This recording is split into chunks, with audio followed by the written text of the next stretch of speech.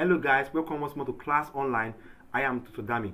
Now in this edition we shall be looking at questions that have to do with sensitive area at the end of physics, that's year 3 physics, and we shall be breaking down areas like radioactivity. We shall be looking at a question also in the wave particle nature of matter, and we shall be looking at areas of other areas of physics, that Waec Physics 2015 question 36 to 40, and we shall be dealing with it.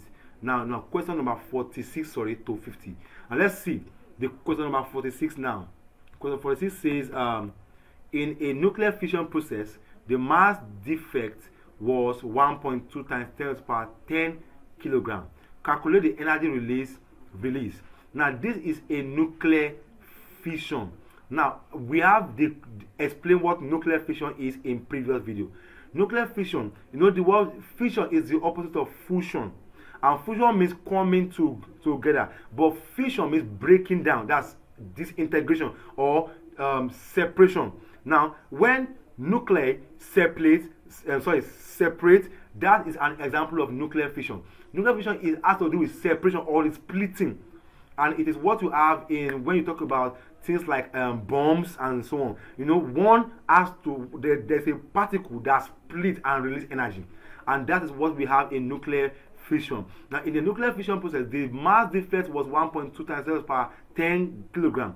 Calculate the energy. Now, what is the formula for anything nuclear? Now, the main formula for energy, for nuclear energy, is this. Anything nuclear energy is given by the formula mv squared. Now, I always call this formula because it was formed from kinetic energy formula. It is kinetic energy is 1 over 2 mv squared. Kinetic energy is 1 over 2 mv squared, but the 1 over 2 was the only thing that was removed. But the formula looks like kinetic energy formula to me. So I always say this is the brother of kinetic energy, and it is also energy, but it is nuclear energy, not just motion or whatever. It is nuclear energy. E equals mv squared, where the m is the mass of the electron and v is the speed of light. And then we have energy is therefore m. What's the mass in the question? 1.2 times 10 to the power minus 5. There should be a minus 5 there. So sorry about that. There should be a minus 5 in the question. Then times 10, then times the speed of light. That's 3 times 10 to the power 8. Okay, in bracket, and there's a square in the formula, square. So there's a square on the speed of light. So 1.2 times 10 to the power minus 5 give me this. Then the square coming in is 3 squares is 9. 2 times 10 to the power 8 is 8 times 2 is 16. 9 times 10 to the power 16. Then multiply number and number, then 10 and 10. So 9 will multiply 1.2 because both of them are numbers. 1.2 times 9 is 10.8. Then 10 to the power 5 will go to 10 to the power 6, and that will become minus 5 plus 16, and that will give me 11. So that will give me 11. 10 to the power 11. So I have 10 to the power 8 times 10 to the power 11. Now make it to be in standard form. That means move the point from here to the first number, the first real number, and that will become 1.08 times 10 to the power 12. Why 12? Because I have moved this from here once to this place, and that will become 1.08 times 10 to the power 12 joule. And that is the calculation for the nuclear energy. Don't forget the formula, it is mv squared. Ideally, this formula looks like many things. Even the word mv is the formula for momentum in physics, but 1 over 2 mv squared is the formula for kinetic energy. The only difference is that the energy was not halved. The energy was not halved, but in kinetic energy, the energy has to be halved. That means so that's just it. So now, but in this one, it is mv squared, and that's just the formula for nuclear energy. For nuclear energy, any day, any time, and that is what we use there to get C as the correct answer. Number 47. Which of the following statements about a diode? If you have never heard about a diode before, you will learn quite some things about diode today. About a diode is correct. Is this reverse bias diode have low resistance? Forward bias diode have high resistance. Forward bias diode produce high current. Forward bias diode function as a result of it. Now we have, let's go into this now in clearer detail. A diode is defined as two terminal electrical components that only conduct current in one direction. It is a substance that makes current flow in only one direction, although it has two terminals. it has two directions, but you can switch the current to flow in this way or this way through a diode. So you can channel current by diode. So diode helps to channel current so long as it is operated within a specific voltage level. An ideal diode will have zero resistance in one direction and infinite resistance in the reverse. That means it will, resistance means problem, something that stops current or charge from flowing. Now, in one direction where the current does not flow, it will have infinite resistance. Okay, but in the other one, it will have zero resistance. That means it only allows current to flow in one direction, because in that direction, diode makes it that there is zero resistance in that direction. What I mean is that the current can flow through this direction, right? Because there is no resistance in that direction. So, and that is made possible by the diode. Diode make current flow in a direction where there is no or zero resistance, but in the other direction it does not flow that way. How did it achieve that? Because in that direction diode will place infinite resistance in that direction. That means there will be much resistance, and that's why current can flow through much resistance. They flow through the plate with zero resistance, and that is the function of the diode. Now, but we have forward biasing means putting a voltage across a diode that allows current to flow easily, while reverse biasing means putting a voltage across a diode in the opposite direction. The voltage with reverse biasing doesn't cause an appreciable current to flow. So current does not. So the one where current does not flow has a reverse biasing, while the one where current flow has forward biasing. So biasing can be seen as that permission for current to flow. So a diode has one side reverse biasing, then the second side forward biasing, right? Now let's see which one is correct. So the answer that is correct is therefore C. Forward biasing produces high current.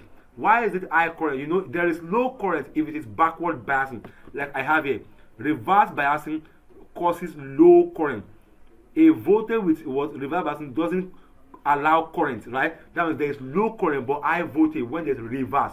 But if there is forward biasing, there is low current and there is low voltage and high current. So biasing means that, let me just say that biasing means high voltage.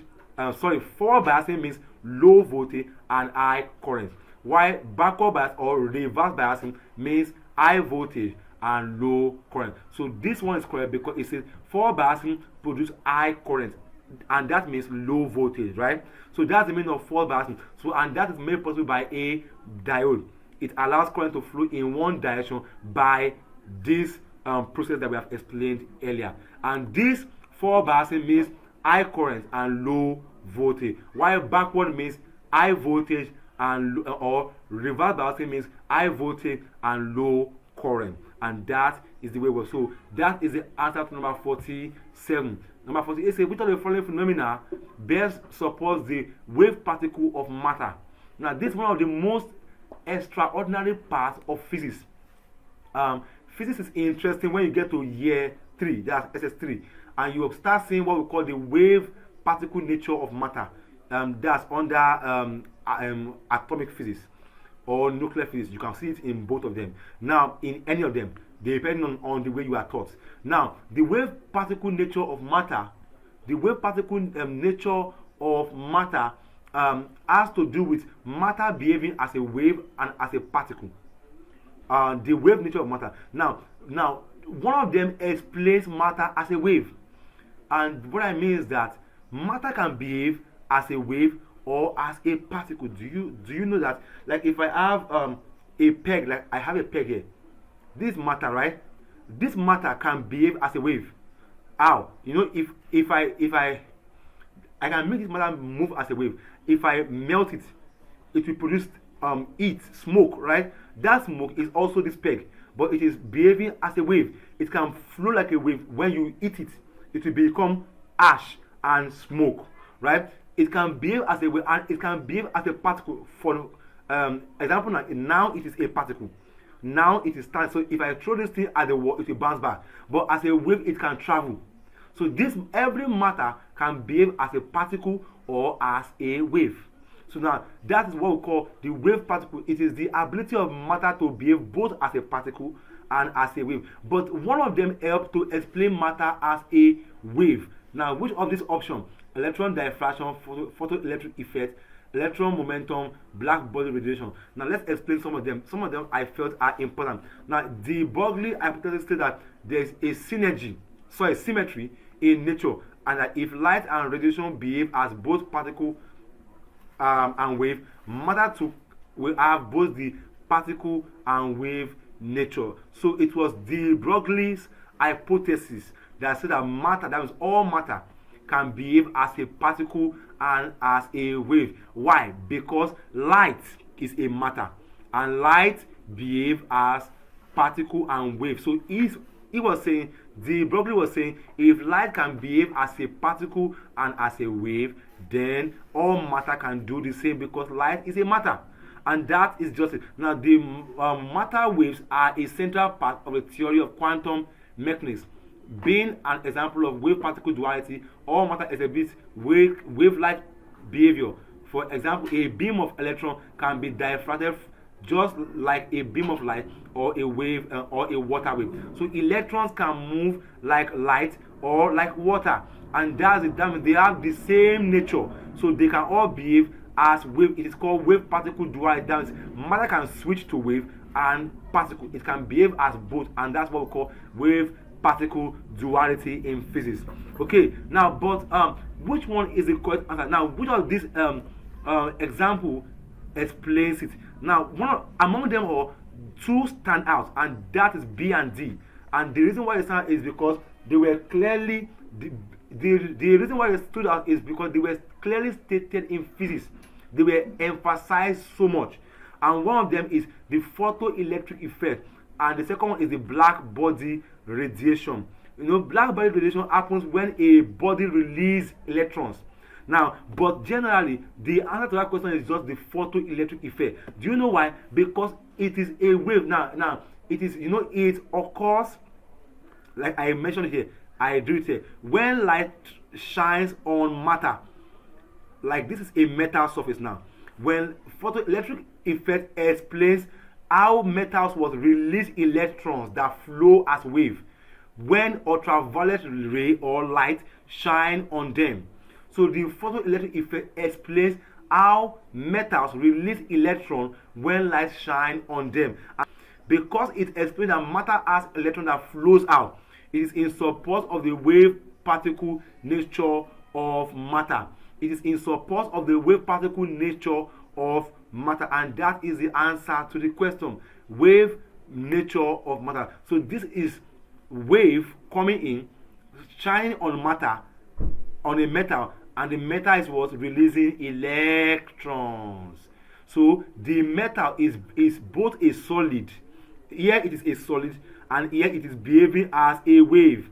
So this is made possible by the photoelectric effect, and this is a typical example of the photoelectric effect, and that is the answer to the question. Now I always explain that it is by the photoelectric principle that automatic doors are made. Like if you are going to an eatery and the door opens on its own, now that is made possible by the principle of the photoelectric effect, right? Now, but normally it is cables that should open door.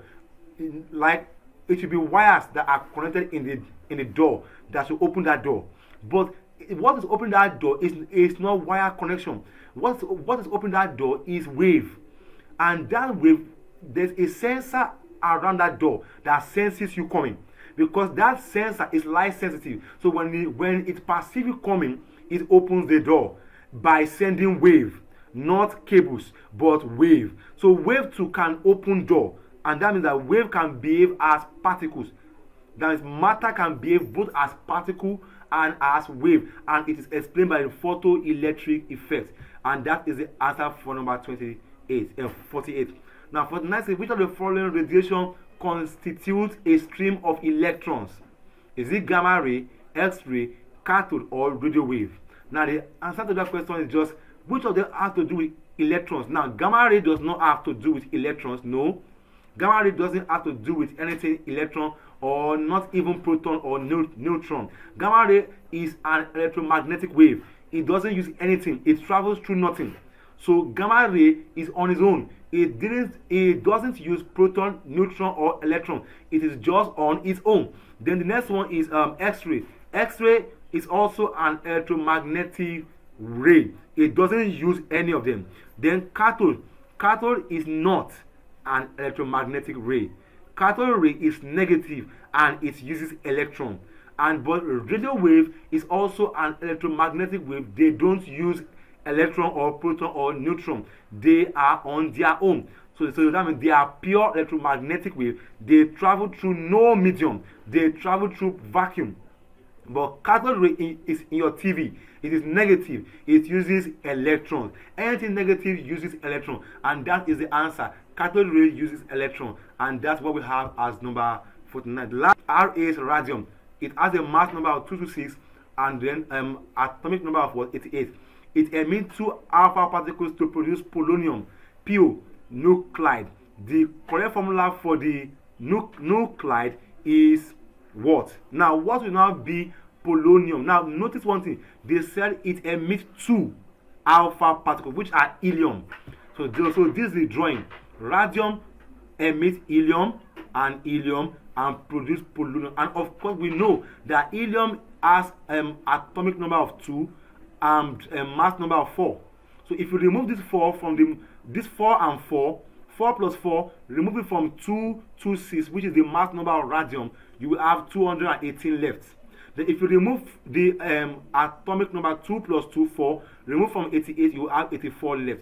So therefore, the mass and the atomic number of polonium is therefore going to become D, 218 and 84. And that is the answer for number 15.